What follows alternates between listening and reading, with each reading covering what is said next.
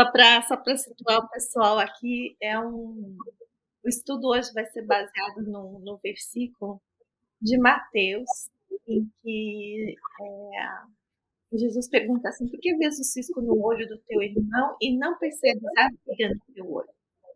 Isso acho que a maioria das pessoas já conhece, já sabe, já conhece esse versículo, já ouviu muitas vezes, e ele está no Evangelho segundo o Espiritismo, no capítulo dos misericordiosos, né, das bem-aventuranças, bem-aventurados os misericordiosos.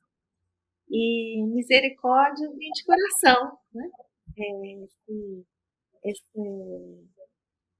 quando a gente diz que Deus é misericordioso, a gente sempre tem uma nova chance, a gente nunca não está esquecido, não importa o que nós passamos, mas quando Emmanuel começa a trabalhar esse versículo, o primeiro texto que apareceu ali foi esse que se chama Busquemos o Melhor. E durante esses dias de estudo, muitas vezes essa pergunta apareceu assim pelo meu pensamento, né? Um pensamento que originava alguma coisa, ou quando uma reação que eu tinha com relação a alguma coisa. E essa pergunta vinha: você está buscando o melhor dessa situação? Você está realmente buscando o melhor dessa pessoa? Você está realmente buscando o melhor neste momento? Então foi assim, foram muitas reflexões que foram acontecendo.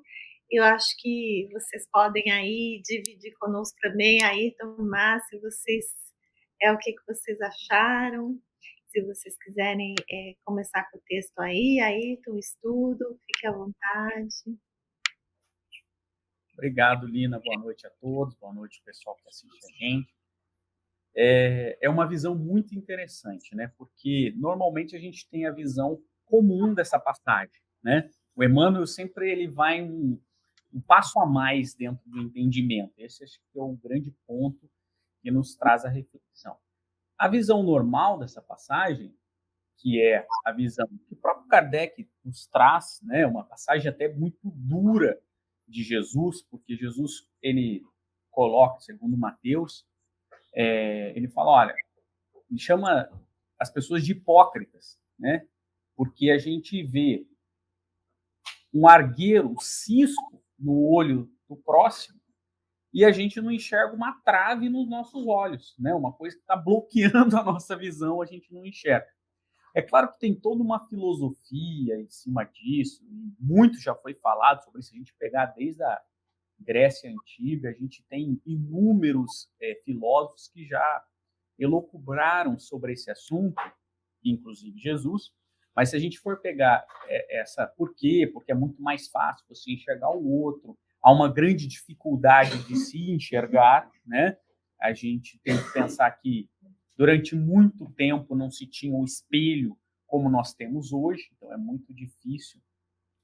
Aliás, se a gente voltar mais ainda na Grécia, na frente do templo de Delfos, estava escrito assim: conhece-te a ti mesmo e conhecerá o mundo e os deuses, né? Então, a grande dificuldade do ser humano é a gente olhar a trave nos nossos olhos. Isso sempre foi assim, uma questão humana, né?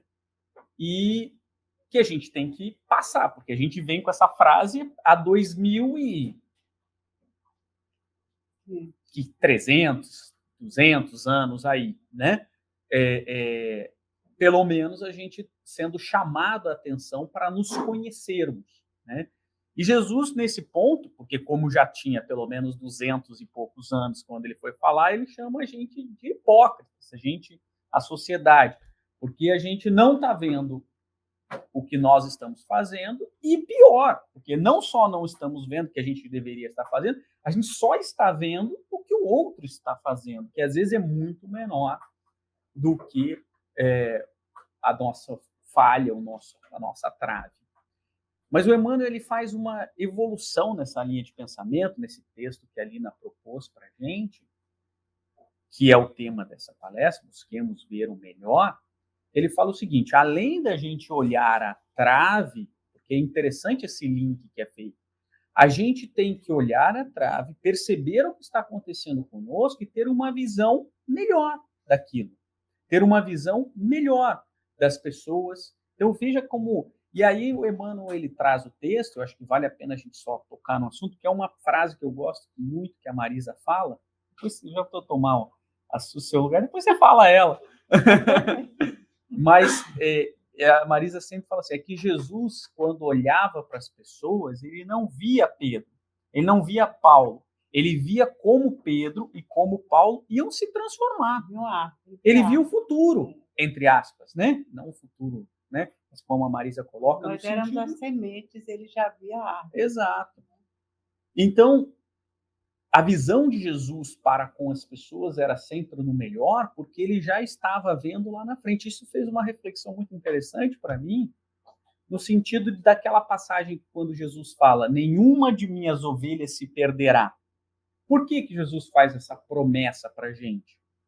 Porque ele já está vendo lá na frente. Vai chegar um tempo onde todos que estão no planeta, mais cedo ou mais tarde, conforme o nosso processo evolutivo, nós estaremos não mais perdidos, porque nenhuma das ovelhas se perderá. Então, é interessante isso. E Jesus tinha essa visão. Aí Emmanuel coloca, quando Jesus convida Pedro, ele não estava vendo Pedro, o que frágil, aquele que era frágil, que negou Jesus. Ele estava vendo a Pedro, a pedra do cristianismo. Tanto que ele, inclusive, antecipa, fala assim, Pedro és pedra, e sobre ti erguerei a minha igreja, né? É interessante isso. Quando Jesus ele acolhe Maria Madalena, ele não estava vendo Maria Madalena, a que tinha se desvirtuado do caminho, que estava com aquele amor doente. Ele estava vendo a Maria Madalena com amor saudável, lá na frente, cuidando das pessoas, zelando pelas pessoas. E aí ele vai citando vários exemplos. Fala de Zaqueu, fala de Paulo de Tarso, mas o fato e é o alerta que Emmanuel nos faz, como que nós estamos vendo as pessoas? Porque assim, nós temos isso que eu digo, é um aperfeiçoamento nessa lição, como o povo gosta de chamar, um plus a mais, né? Que é um plus duas vezes, né? A gente tem que se conhecer. 2, a gente tem que ver os nossos defeitos, né? E essa é a parte comum. 3, a gente não deve ficar observando os defeitos alheios, que às vezes são ciscos nos olhos do que as traves. E essa é a parte comum. E aí o Emmanuel falou assim, além disso, acrescenta um pouco mais. Você tem que ver a parte boa das pessoas. Então, além de você não ficar observando os defeitos dela, corrija-os, mas observe a parte boa das pessoas. É uma evolução, um pouquinho mais dessa passagem de Jesus. Hoje tudo funcionou nesse sentido, né? Desde que Lina jogou essa manuelada, como a gente diz, né, na nossa cabeça, que as coisas giram nesse sentido. Então, as leituras hoje, tudo foi voltado para isso. Mas é porque a vida é voltada para esse tema, né? De nós nos curarmos a partir do momento que a gente levanta os olhos, né, aqui do próprio umbigo e enxerga os outros. Porque talvez seja difícil essa coisa de já ir olhando, não ver no outro a trave, ver em nós e ver só o cisco no outro, não. A gente olha o outro, não só vê uma trave muito grande, como tudo que eu sinto é porque o outro me provoca. Então, se no meu trabalho, na família, no grupo espírita, onde eu estou, os outros me provocam de uma maneira que me tira o pior de mim, a gente diz assim, né? Quando é o pior de nós que já está exposto, e por isso que a gente age assim, né? Então, é muito comum a gente chegar no centro com alguns problemas que a gente já sabe como resolvê-los, mas a gente ainda está com esse, é ele, não sou eu sou inocente, o outro que é o culpado. Mas quando a gente ouve as palavras de Jesus, desde aquela época que ele generosamente olhava para nós e já via a árvore frondosa dando sombra e fruto, né? Jesus é aquele irmão que um dia seremos, né? De nós todos, mas por enquanto não, a gente é ali, ó, no limite. Então, Jesus tinha essa capacidade, passou isso para a gente, porque ele tinha, né, ele fez isso o tempo todo, nos mostrando da capacidade que a gente tinha de ser feliz já, de resolver problemas já, hoje, não amanhã, hoje, né, de já começar a olhar para nós de uma forma muito amorosa para poder olhar para o outro da mesma forma. Como a gente se exige muito, às vezes, a gente ou se, como é que diz aqui, sabota, ou a gente termina exigindo demais, né? Então, termina errando nos dois extremos, a gente não consegue o caminho do meio. Aí ele dá a ideia da gente fazer isso com o outro, né? Então, quando eu tiver com um problema com o outro, ao invés de eu dizer que o outro está me causando isso porque é isso, aquilo, eu me coloco dentro do problema também. Qual a minha parte nesse, né, nesse contexto, nesse problema que nós estamos vivendo? E isso é em qualquer lugar. É o trabalho que a gente escolhe, né, eu não vou para frente porque fulano ali me atrapalha, tem inveja de mim. Aí eu sofro com isso, eu não consigo avançar porque fulano compete comigo, entendeu? Então a gente fica, às vezes, passando uma vida muito, muito pesada, sem necessidade. Mas a gente não olha o outro na incapacidade dele e se olha da mesma forma. No que é que eu estou sendo incapaz de manter esta convivência? Né? Por que está sendo tão difícil? E, às vezes, o simples fato de olhar o que o outro tem também de problemas, assim como eu tenho, me ajuda a resolver os meus e me ajuda a fazer alguma coisa pelo outro irmão, nem que seja só uma vibração mais leve. Ao invés de eu xingar ele todo na volta do carro para casa, eu vou assim, puxa vida, olha, hoje fulano estava até bem, estava mais calmo, estava mais assim, mas eu também consegui me conter, consegui dizer alguma coisa positiva, entendeu? É fazer quem nota primeiro, se você acorda primeiro e diz assim, eu não quero mais sentir isso, não quero mais essa dificuldade, tem que ser o primeiro a se dobrar e a querer buscar o melhor. Mas se eu não quero buscar o melhor, nem o outro tem, ó, é bater na cabeça, encarnações e encarnações. Quando a gente se torna espírita e vê que é um espírito imortal, a primeira coisa que eu penso é isso. Se isso é difícil, por quantas encarnações eu venho carregando essa dificuldade com essa pessoa, né? Que coisa, menina, não vai diluir isso nunca? Que coisa, vai deixar para a próxima agora? Não, eu já tenho 45 anos, eu fico 60. Né? Só para a gente fazer uma ideia.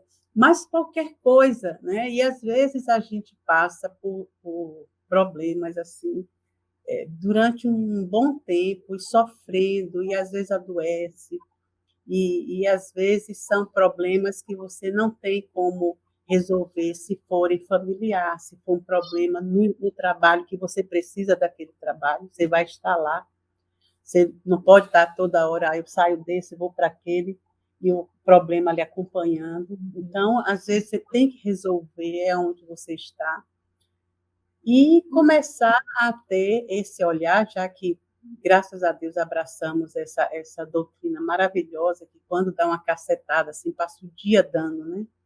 A gente fica cercado o dia todo, de mostrar assim, puxa vida, o que é que eu já disse assim? Não, isso eu vou fazer por mim.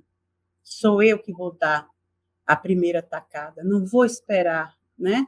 A vida, o que cai do céu, porque às vezes a gente chega no centro espírita e diz assim, puxa, os espíritos não vão me ajudar, que horas eles vão me ajudar? Que horas eles vão resolver meu problema? Já tomei litros de água purificada, passes nem se fala, e nada eles fazem por mim, mas eles já fizeram. Mas faça a tua parte, porque eu já fiz a minha. Então, a gente tem que somar nisso, né? E eu gosto dessa independência, aquilo de ficar, não, se ele não vier botar o curativo aqui, vai ficar sangrando. Não, não somos mais essas crianças, né, abestalhadas. A gente já está crianças, né, jovens, adultos, assim, querendo mais. Então, a gente já pergunta onde é que está o band-aid, já está ali para buscar, e a gente vai segurando o braço e vai chegar lá, já sabe colocar, né? Então, essas coisas, essa vontade de ser independente dentro da própria melhoria, isso eu acho que já acontece na vida material, acontece na vida espiritual, e tudo vai depender de como a gente movimenta essas emoções que estão lá, assim, já tomaram conta do nosso mundo íntimo, elas se acham, né? Ficam lá jogadas no sofá, parecendo não sei o que, umas preguiçosas, e a gente ou chuta elas para fora, né, Lina? Ou então vai doer. A Emmanuel fala que é imprescindível habituar a visão na procura do melhor, para não sermos ludibriados pela malícia que nos é própria. É isso. Né? Então, tudo isso que a gente pensa assim, eu vejo no outro, realmente, a gente vê no outro que mais nós estamos acostumados a ver, né? Quem somos. E às vezes é preciso uma força ativa da nossa parte, um esforço ativo da nossa parte de procurar esse melhor, porque o normal da gente é realmente enxergar aquilo que nós somos. E aí, como não somos muita coisa, acaba vendo o pior mesmo. E acho que interessante que o que a Ayrton colocou da necessidade da educação, de nos autoconhecermos, porque senão a gente vai sempre passar a vida inteira colocando a culpa no outro, como diz a Joseli aqui. Ela coloca aqui, enxergamos no próximo os nossos defeitos. Só que se a gente não percebe que se a gente não chega nesse passo dos nossos, ficamos só enxergando os outros, no próximo a gente não dá aquele passo avante, né? E isso acaba não tirando essa trave dos nossos olhos, porque, como a Emmanuel coloca aqui, é nessa busca de enxergar o bem no próximo que a gente vai se curando também, né? Curando os nossos próprios problemas, as nossas próprias fragilidades, as nossas próprias fraquezas. Então, não vai chegar, assim como Marisa disse, não vai chegar, cair do céu, alguém vai trazer para a gente, esperar sentado. Você estava comentando sobre também o lema de Abigail lá do espera, né? Espera, mas não esperar parado, sentadinho, que a coisa cai do céu, não espera, de ter esperança. Enquanto isso você trabalha, faz seu esforço, faz o que você tem que fazer, mas nunca perca a esperança de que você vai conseguir fazer isso. Então, acho que também é um trabalho de autoeducação, é um trabalho de estar nessa convivência diária, porque também a gente fugir da convivência não vai resolver o problema. Né? Eu deixo de participar do grupo para não me envolver em confusão, para não ver esse mal que está no outro. Mas aí também, como é que eu vou aprender que esse mal está em mim, enquanto eu não aprender a conviver com isso, que acho que a gente só aprende isso na convivência, né? Então, como ele diz aqui, a convivência vai mostrando que nós somos espelhos uns do outro, mas ao mesmo tempo a gente vai se entendendo, né? Entendendo a si mesmo, para entender o próximo, aí a gente entende o próximo um pouquinho melhor, se entende um pouco melhor também. Então é sempre um crescimento, um feedback.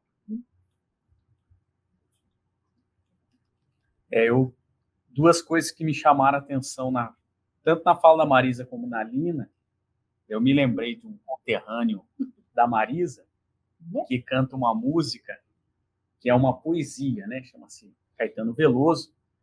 A música chama-se Sampa, né? E ele tem um trecho que ela diz assim: Narciso acha feio que não é espelho, né? Narciso é um mito, é uma mitologia grega, né? Que era um rapaz que nasceu muito bonito, e por conta da sua beleza, ele menosprezava todas as mulheres que estavam próximas dele, né? E aí ele foi condenado a se apaixonar por ele mesmo. Uma vez ele passando pelo rio. Antes disso, os pais perguntaram, tá, não sei o que lá, ele ia viver muito se ele não visse a sua própria imagem, que ele seria muito bonito.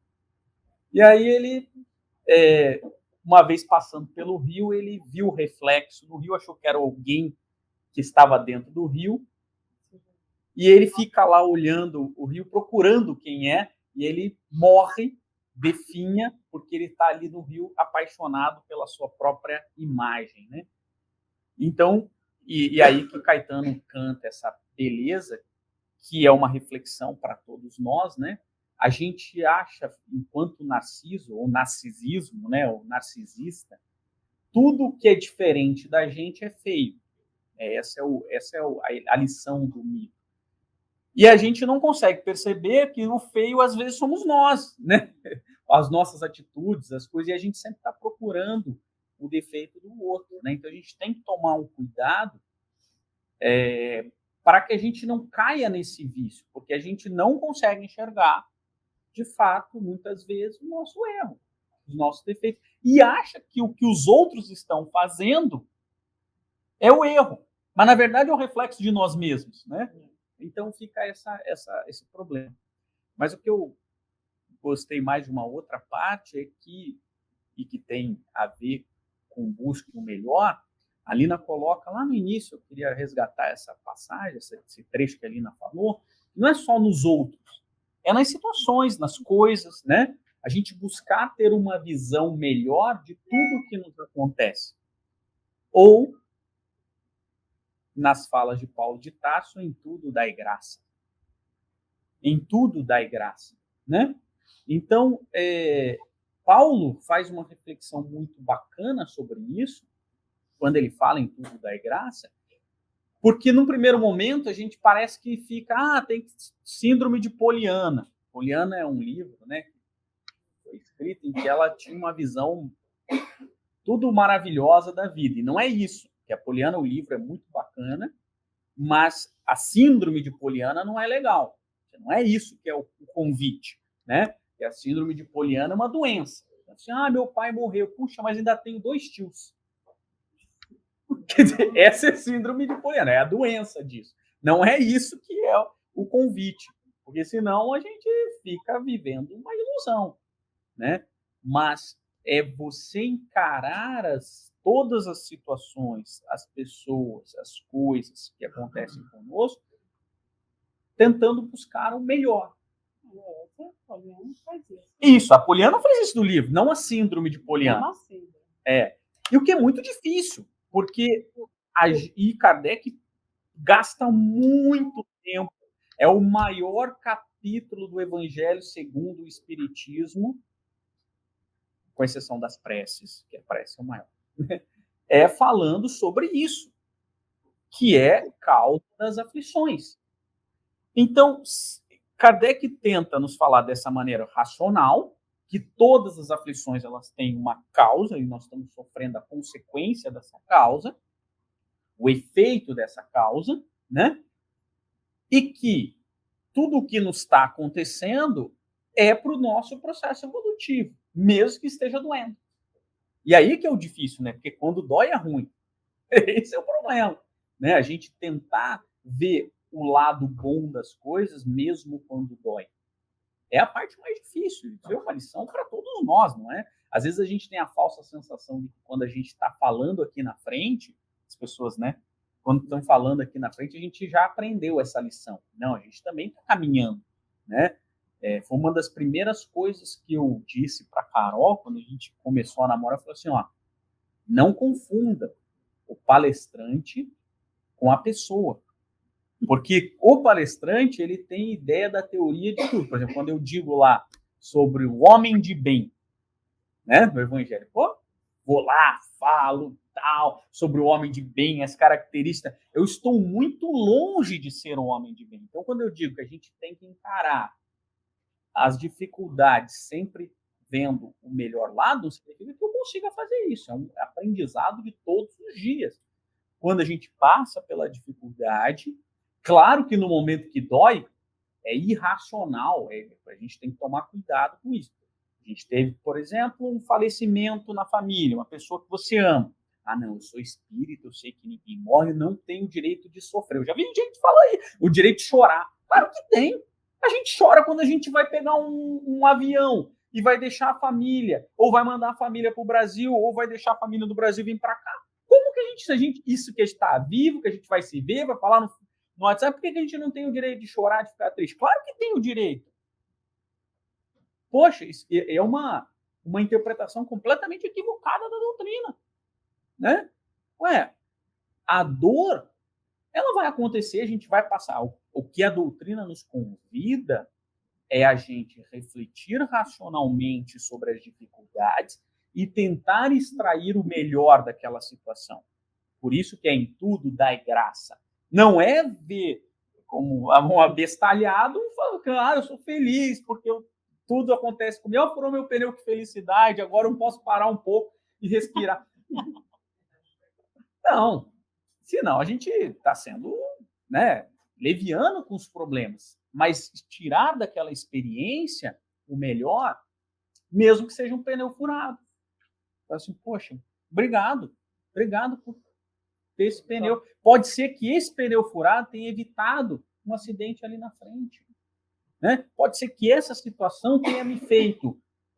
Agora, alguém aqui gosta de trocar pneu?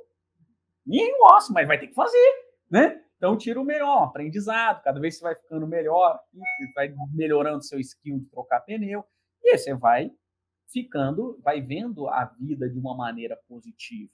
Eu acho que esse é o grande convite de analisar as situações, as pessoas e tudo, de um ponto de vista melhor, tentar extrair o melhor. Porque sempre podia ser pior. Sempre. Não é porque a gente... Aí já é uma revolta. E aí, onde foi que eu errei? E aí aquela reflexão, né? Acho que não era para eu ir lá hoje. Né? Acho que alguma coisa está dizendo que não era para eu ir. Então a gente tem que extrair das lições, eu acho que pelo menos a gente tentar. O exercício é esse. Às vezes não é fácil, porque às vezes não tem uma coisa melhor. Tá difícil de ver essa coisa melhor. Mas às vezes, quando não tem uma coisa melhor, essa é a melhor coisa. Essa é a melhor coisa. Não tem solução o problema. Pronto. Está solucionado. Tem até um provérbio tibetano que diz isso, né? Não, se o problema tem solução, não precisa se preocupar. Ele tem solução. Então, agora, se o problema não tem solução, não adianta se preocupar, ele não vai ter solução mesmo. Então, a questão da preocupação, e que a gente pré-ocupação, é ocupar-se previamente, antes do que deveria se ocupar. Então, você passa o tempo todo pré-ocupado, ou seja, ocupado antes do problema. Quando chega no problema, você não vai resolver.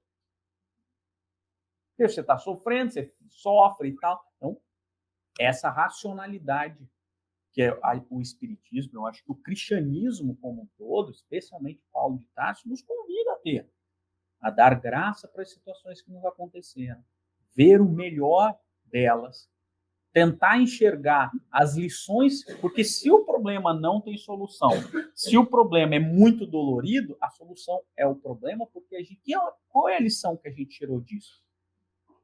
Opa!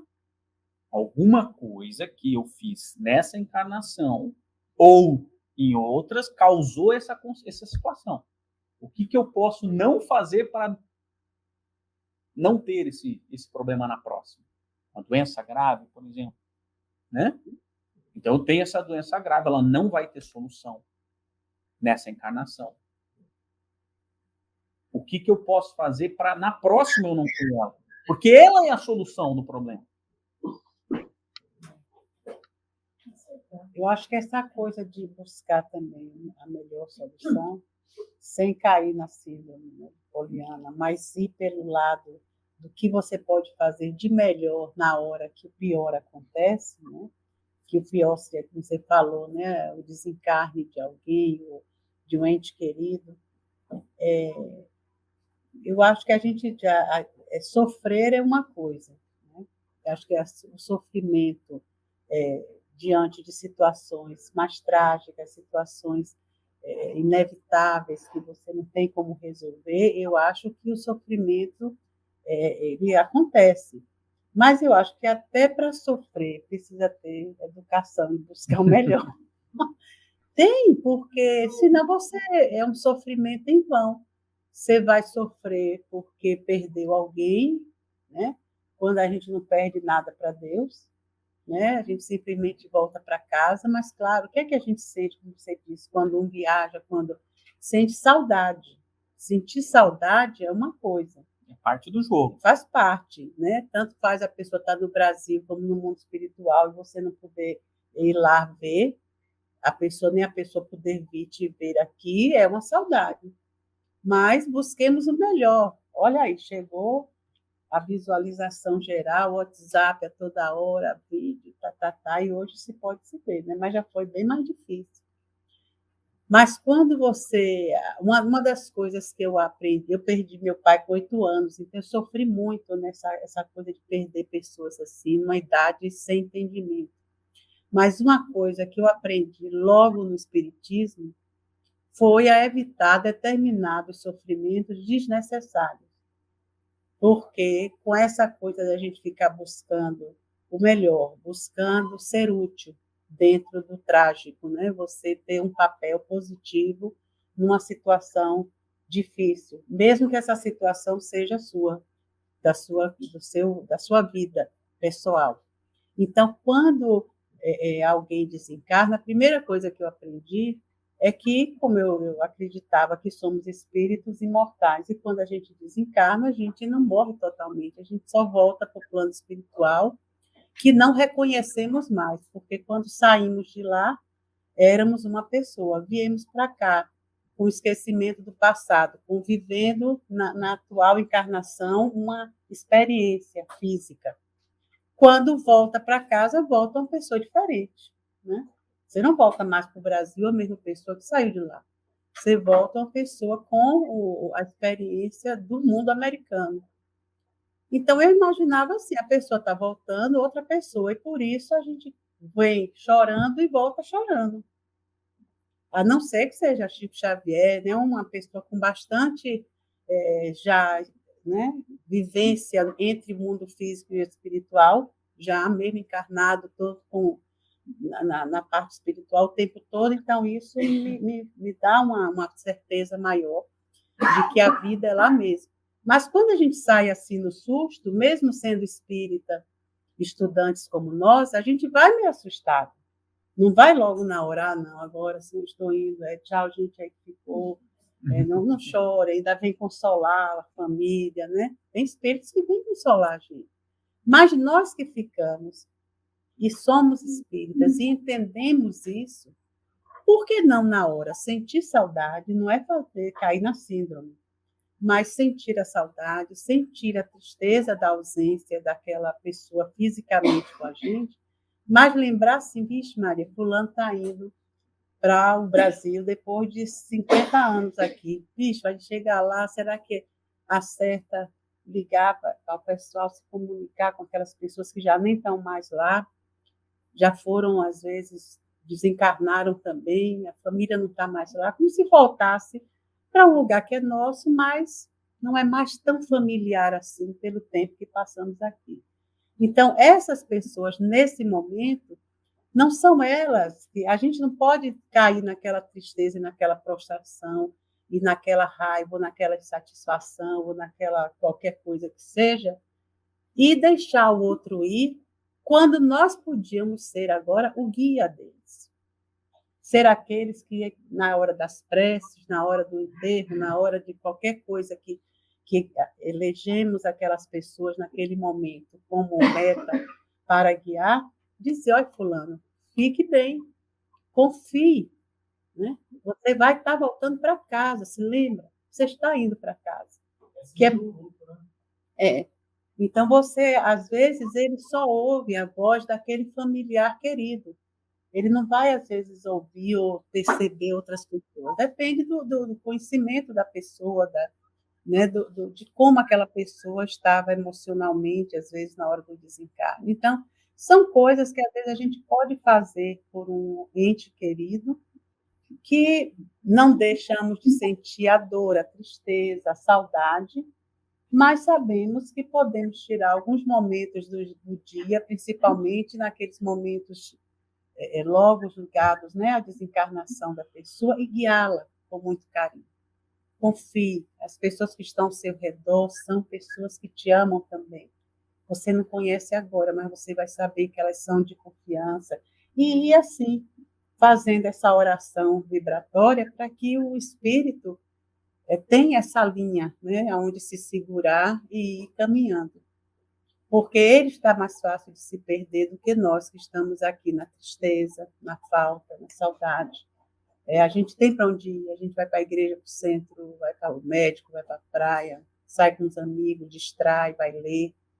E o espírito que foi, ele está lá assim, como quem está, meu Deus, onde é mesmo? Que lugar é esse?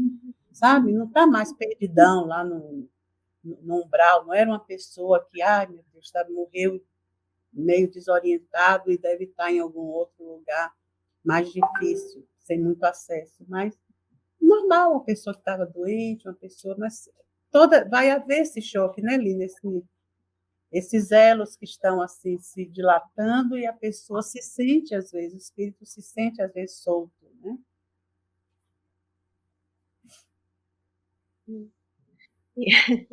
Pensando aqui no que você fala, assim, como é importante a gente ir criando esses laços de amizade dos dois lados, né, nas duas dimensões, porque se a gente esquece que é espírito, fica muito só no plano físico, você acaba não criando, não trabalhando na sua sensibilidade, nas suas emoções, para quando aquele momento mais talvez de medo, de ponto de interrogação que chegue, você conseguir se conectar com alguém que tenha tido assim uma ligação mais forte, um trabalho, uma conversa mais constante, né? Emmanuel, coitado, vai me ouvir assim, de quando eu estiver despencando do despenhadeiro, assim, ele vai ouvir os meus chamados. Mas eu acho que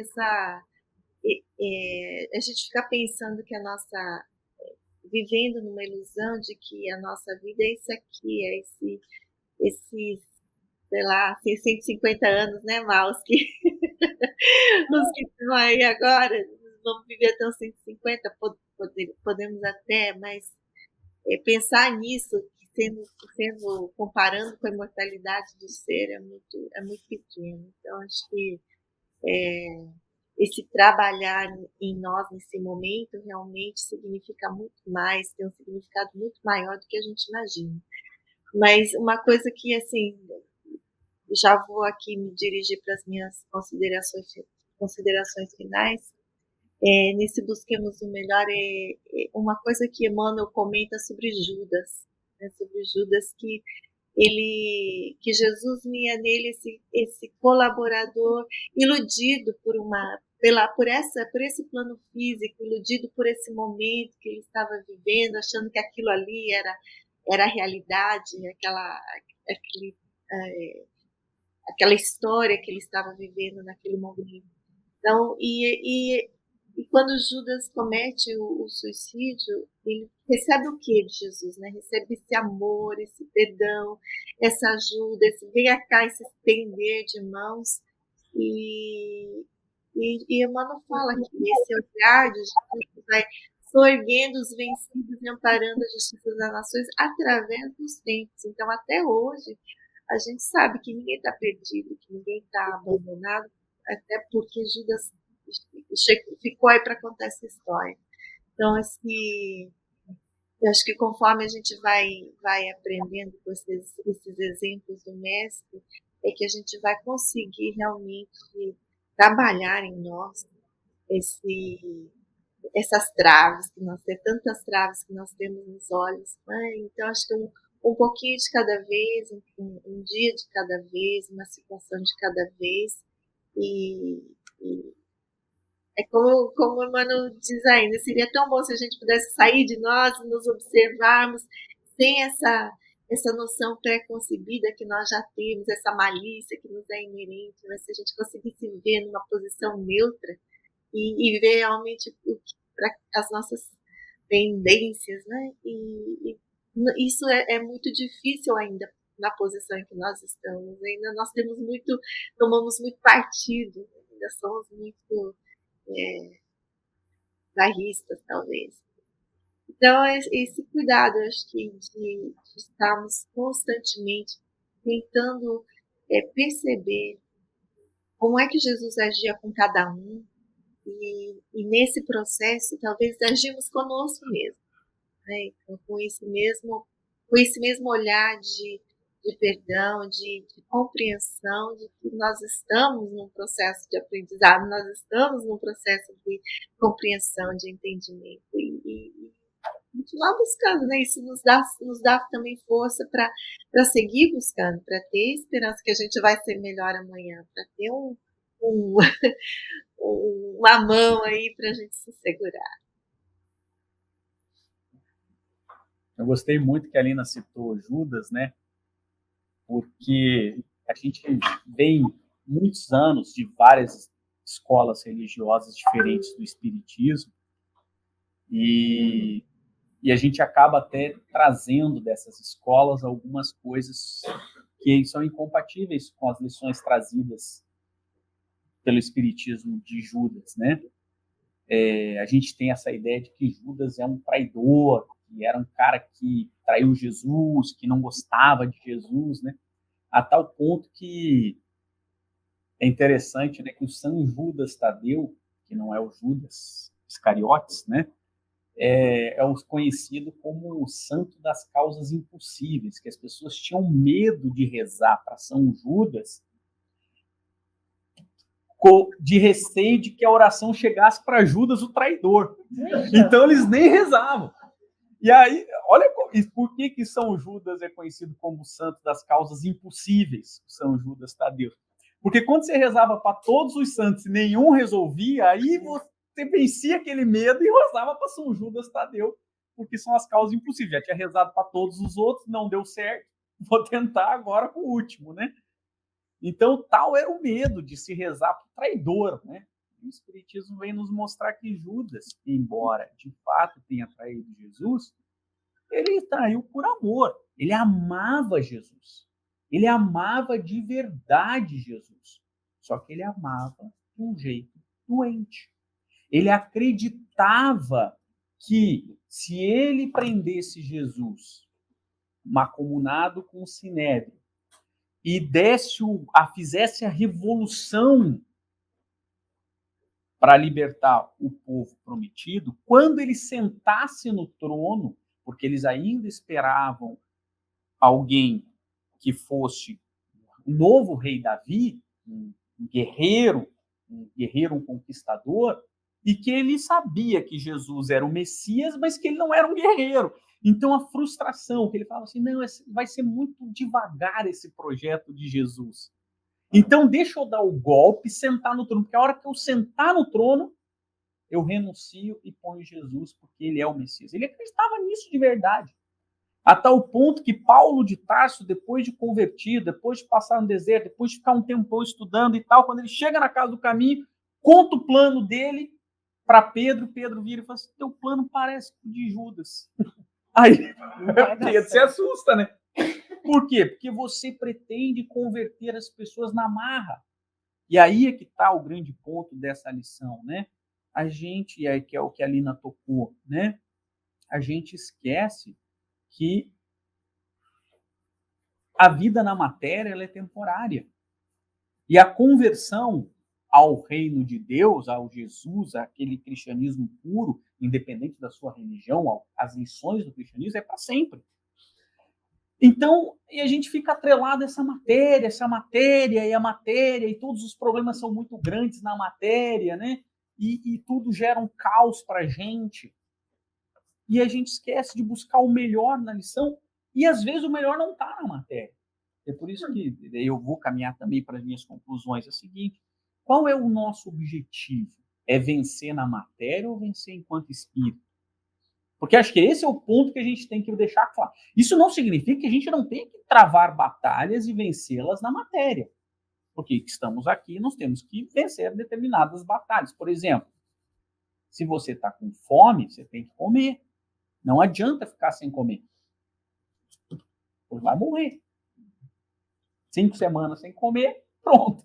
É um tipo de batalha que a gente vai ter que vencer. Para comer, a gente tem que trabalhar para poder ter o dinheiro para comer. Então, são batalhas que a gente vai ter que lutar na matéria, e a matéria exige isso para que a gente possa suprir e vencer no espírito. Porque não adianta nada ficar sem comer 5 semanas, morrer e não vencer no espírito também. Não, mas eu vou depurar porque eu só vivo do espírito agora. Não vai dar tempo em 5 semanas de você recuperar o espírito. Então, não vai adiantar. A gente vai precisar de bem mais tempo que isso. Então, eu acho que a grande lição que a gente pode travar, e talvez até uma meta a partir de hoje, né? Eu sei que estou parecendo um coaching, né? Coaching e tal, mas o verdadeiro coaching de vida é Jesus Cristo. E eu acho que nas lições que ele nos treina para o espírito é muito boa. Então, acho que é uma meta de a gente tentar racionalizar um pouco todos os problemas, todas as situações, as coisas que acontecem na nossa vida e sair um pouquinho da matéria, só nessa análise da matéria, e ver enquanto espírito o que essa lição está me trazendo para o espírito. O que esse aprendizado vai me trazer para o espírito? Só para eu tomar a melhor decisão. Vai ter essa... Porque às vezes a gente racionaliza em todos os nossos problemas que não são, né? A gente racionaliza, mas naqueles que são realmente importantes, a gente não faz. Agora, é claro que eu acho que isso é treino. Porque a gente não vai ser do dia para a noite e vai fazer, não, eu vou agora ser espiritualizado, eu vou pensar como Jesus, eu vou pensar sempre no melhor. Eu acho que, então, a gente tem que fazer isso por treino, nas pequenas coisas. Então, quando aquela pessoa liga para a gente, que a gente já não suporta muito, né? Há uma incompatibilidade de gênio. Essa pessoa, e ela sabe disso, porque é recíproco, né? Então, a pessoa vai fazer isso para causar aquela incompatibilidade. O primeiro treino é a gente não reagir imediatamente. O primeiro treino é a gente racionalizar aquilo. O primeiro treino é a gente pegar os pequenos problemas e tentar levar qual é o melhor dessa situação. Será que essa pessoa... Eu vou responder essa pessoa porque eu não gosto dela, e vou responder já na mesma altura, ou eu estou vendo ela falar comigo porque eu não gosto dessa pessoa? Será que fazer esse exercício de racionalidade? Porque às vezes a pessoa nem está querendo te confrontar. É só a gente que está vendo isso. É uma coisa que a gente está vendo pela situação.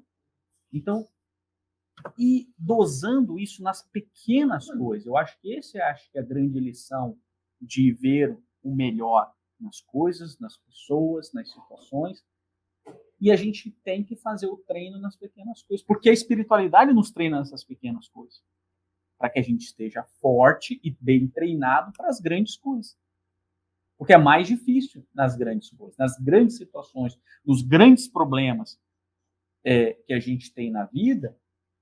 Se a gente não está treinado e não exercita esse treino anteriormente, não vai conseguir fazer. Aí a gente vai achar que o desencarne de um ente querido é a pior coisa do mundo, né? E não é. Embora seja dolorido. Dificilmente você vai ver alguém que desencarna porque alguém desencarnou. Então não é a pior coisa do mundo, né? É sofrido, é triste, é doloroso, muitas vezes, pesado, mas não necessariamente é a pior coisa do mundo. Isso serve para todos os nossos problemas, né?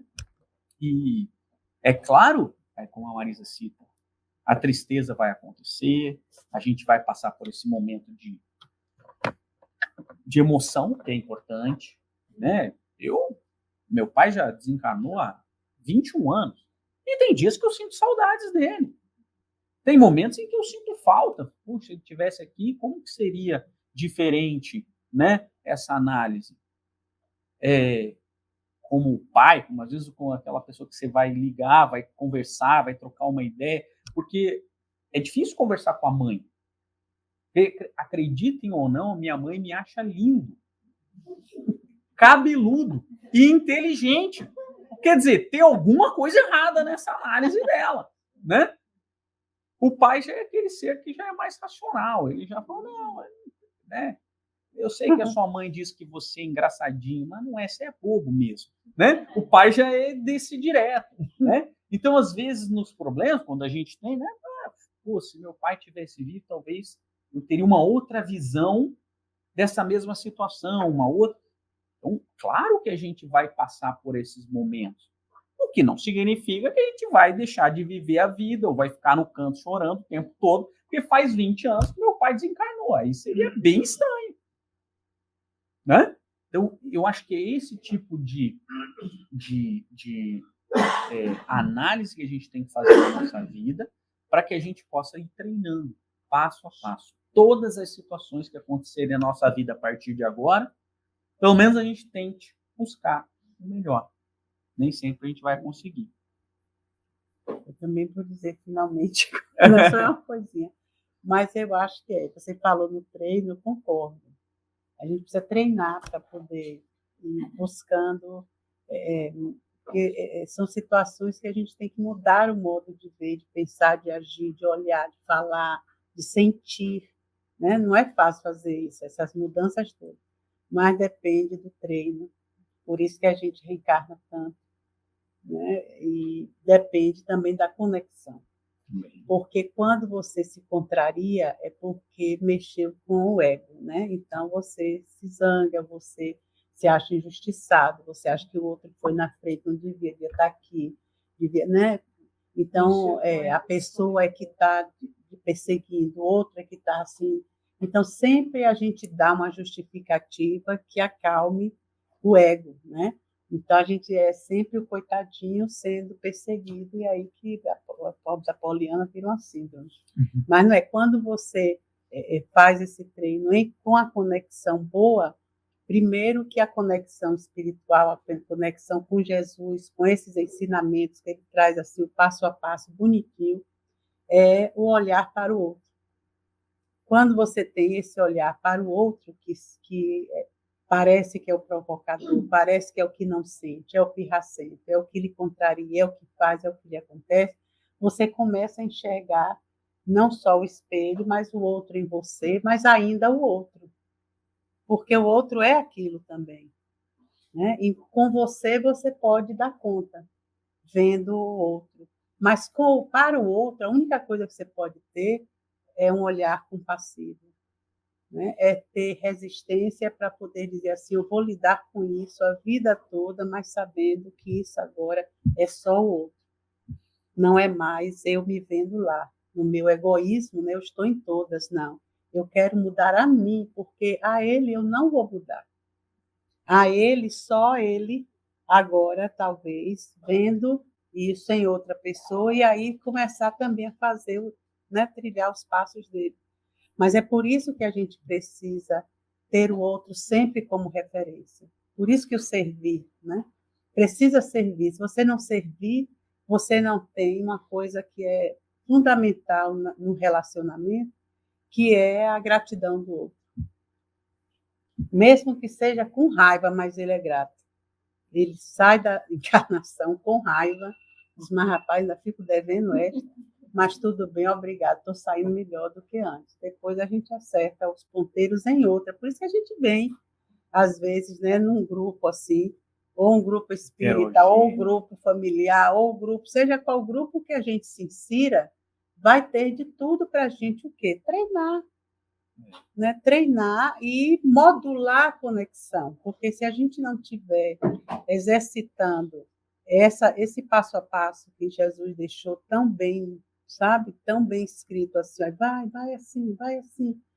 A gente cairia, todos cairiam, todos os apóstolos cairiam na visão de Judas. Por que não caíram? Porque cada um foi olhando e compreendendo de uma maneira sem interferir na decisão do outro, porque o outro não compreendia, não adiantava abrir a cabeça dele.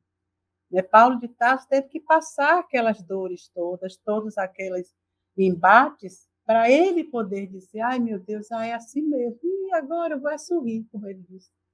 Pode me matar, pode me esfolar, estou nem aí, porque não sou eu mais quem vive, é o Cristo quem vive em mim. Eu não sei quem foi Pedro, foi ele que disse, Paulo. não me lembro. Paulo. Foi Paulo, não foi? Então, é uma coisa tão...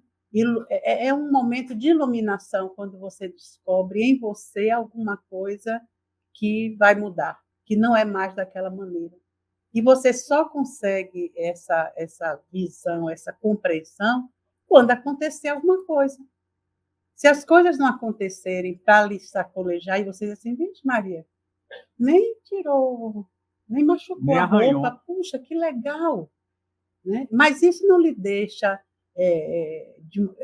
ficar orgulhoso e não sei o quê. Não, não, é outro tipo de resistência, é outro tipo de... É um amadurecimento mesmo. Não é uma coisa que vai mexer com o ego mais, é uma coisa que mexe com o coração, mexe com o espírito, com a vida do espírito. Porque as coisas que lhe deixam orgulhosa, e eu estou tão feliz por mim que eu consegui, são coisas ainda que mexem com o nosso ego. Mas essas coisas que nos modificam, que não digo nem modificar, que cura uma doença interna, eu acho que a gente vem doentinho, né? Aí vai o outro, cada um vai curando um pouquinho, deixando um remedinho no coração do outro. Quando você vê, você diz assim, puxa vida, está batendo o negócio, que gostoso, que bom, dá conforto, dá uma alegria que não é a alegria do mundo, é uma alegria interna, é uma alegria de dentro. Então, isso é bom, né? Mas é o fruto, eu acho que é o treino e conexão. A gente tem que estar segurando em algumas cordas. E essas cordas, eu agradeço a Deus a gente ter esses encontros, essas conversas assim, esse menino, né? Bonitinho, cabeludo. Fazer as vezes da mãe dele. Eu lembrei de uma Maria só para uma frase, né, que acho que vale como a gente, como o início desse treino. É uma lição de Jesus para Pedro, que ele lembrava várias vezes para Pedro. E Pedro, quando ia fazer a mesma coisa, que era um vício dele, né? Ele era muito duro com as pessoas, ele era muito enérgico com as pessoas. Ele lembrava dessa frase de Jesus dizendo para ele, Pedro, o homem no mundo é mais frágil que perverso. O homem no mundo é mais frágil que perverso. Então, quando aquela pessoa que você não gosta, ou aquela situação que aconteceu por conta de uma outra pessoa, e a gente acha que é uma coisa que a pessoa faz de propósito, de maldade e tal, não. Jesus nos ensinou, através de Pedro, lembre-se que o homem no mundo é mais frágil que perverso. Então, muitas vezes, aquilo que ele está fazendo não é pela perversidão dele, é pela sua fragilidade. É falta de capacidade. Então, a gente já começa a entender o erro alheio. Eu lembrei disso quando... Porque às vezes a gente culpa as pessoas de não se modificarem nisso e naquilo, e não é por uma falta de capacidade. É que falta ainda muitas pecinhas ali dentro, é essa fragilidade, que a gente tem que, às vezes, dar tempos podem ter vidas, a gente não sabe, então a gente diz, mas por que fulano não fica bom agora? Ficou, está bastante, está muito melhor. Nenhuma encarnação é perdida, né? E às vezes a criatura sai assim, tão rasteirinha, que você pensa assim, que chegou aqui, lambuzou, mas não é. Foi o que pôde amealhar, foi o que pôde segurar, foi o que pôde mover internamente. Então, é por causa das fragilidades. Então, não é a perversidade, não é a falta de vontade. É a falta de vontade ainda, mas não é por questões de não querer. Eu acho que toda criatura quer estar bem, quer ser bom, quer fazer tudo certinho, quer fazer as coisas que tem né, que são certas de serem feitas, mas ainda não consegue. Foram muitas encarnações que a gente veio, né, colando chiclete na cruz. Agora a gente está assim, essa coisa linda e maravilhosa, abençoados por Deus aqui. Né, dona Lina? E aí? A Adriana botou ali alguma coisa, não foi?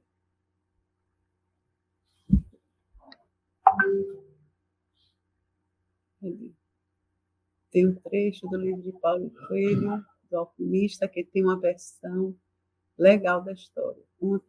Quando ele se afoga no rio, que era de águas doces, ele e o rio, O Narciso? o Narciso, se transforma em um rio de águas, deve ser águas, né? Salgadas. Daí vem um anjo e pergunta ao rio, por que choras? E o rio responde, sinto saudades de Narciso, pois todas as vezes que ele parava às margens para admirar sua beleza, eu conseguia ver pelos olhos dele o reflexo da minha beleza. Legal, né? É uma interpretação dele, né? Porque a mitologia diz que os deuses transformaram Narciso na flor. Chama-se Narciso. E Rosana botou ali, o problema é quando o sofrimento é uma opção, mas sempre é, tudo na vida da gente, Rosana. Infelizmente, a gente às vezes, né, não faz uma escolha tão legal. Carol, treinar e ver o melhor no outro, mesmo quando ele se volta contra nós. Muito difícil, mas todos têm um lado bom. Todos. Senão a gente não tinha como virar, como ficar bom. Ninguém é tão ruim, mas tão ruim que não sirva ao menos de mau exemplo.